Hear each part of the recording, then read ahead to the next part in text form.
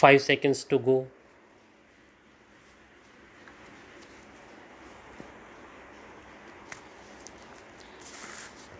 Start.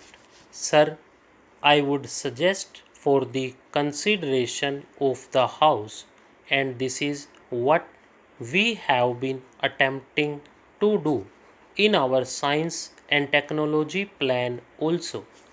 We should have a plan of developmental application of rural technology. Only a few days back, a few friends from the Bangalore Institute of Science came to see me.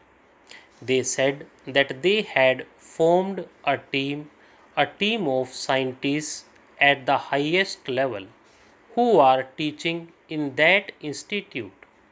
They said they decided to go to a village about 70 miles away from Bangalore and settle down there and then identify the problems there, trying to find out how science and technology could be applied for the purpose of removing backwardness there, for the purpose of improving the productivity, for the purpose of bringing about a better environment there.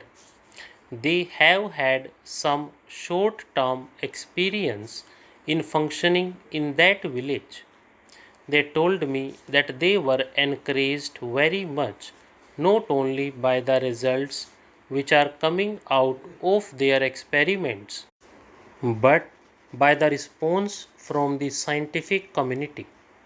It is obvious from this, perhaps, that each high level scientific, technological, or technical institution should be asked to take over a specific area and concentrate their efforts there to find out how science and technology could be applied for the purpose of better development of that area and to increase the productivity.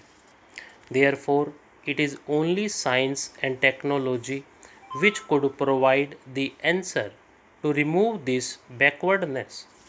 And it is on the basis of this alone that we would be able to tackle many of the problems with which we are confronted, whether it is unemployment or the removal of poverty, particularly in the rural areas. So, this is the answer for that. The honorable members talked about rural indebtedness. Rural indebtedness is also due to the feudal traditions which have been continuing bonded labor and other things.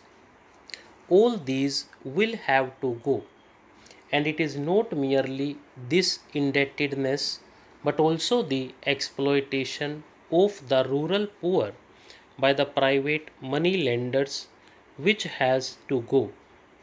My honorable friend pointed out this thing. As far as Bihar is concerned, it is a coal mine area. I recently went through a report.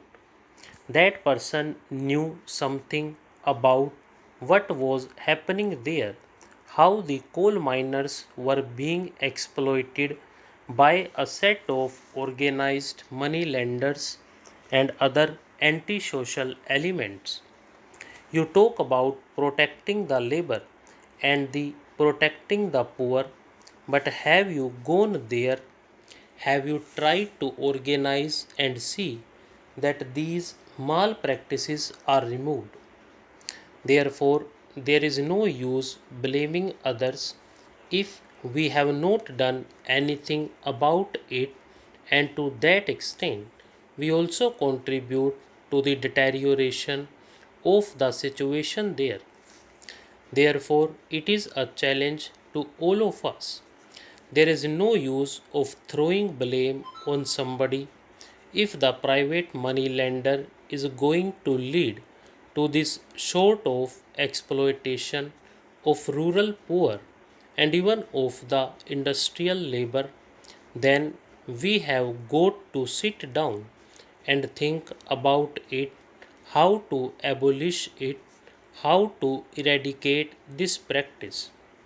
When we talk in terms of removing rural indebtedness, it is not by moratorium. Of course, that is a part of it, but it cannot stop there. We have to proceed further. You should have organizations to cater to the needs of these people. They want to continue in the same old tradition. How do these people get indebted? They get indebted because they want to imitate the rich in performing their marriages. They want to have the same funeral ceremonies. They want to have the same birth ceremonies, and therefore, some of their indebtedness starts with this wasteful expenditure. Therefore, the social customs is a thing which stands in the way. But for this social custom, who sets the pattern? It is the rich people, even the educated people, who set the pattern.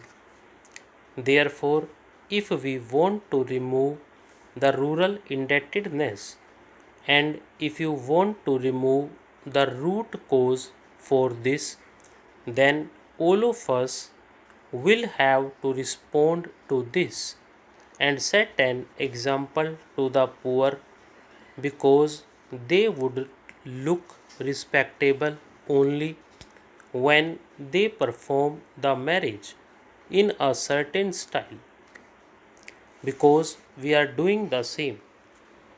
When we talk about the rural indebtedness, let us not attack the rural indebtedness in isolation. Unless we attack the social customs which lead to the wasteful expenditure, even this rural indebtedness cannot be tackled in an effective way. So it has to be looked at as a whole and not in isolation. We should look at it from that point of view. It is the educated group, the richer section of the people, who spoil the poorer sections by their own wasteful expenditure. I am coming to dowry. When we talk about it in the International Year for Women, we are thinking of liberating the women. Can we liberate them from the dowry system? Who are the worst sinners in this dowry system today? Stop.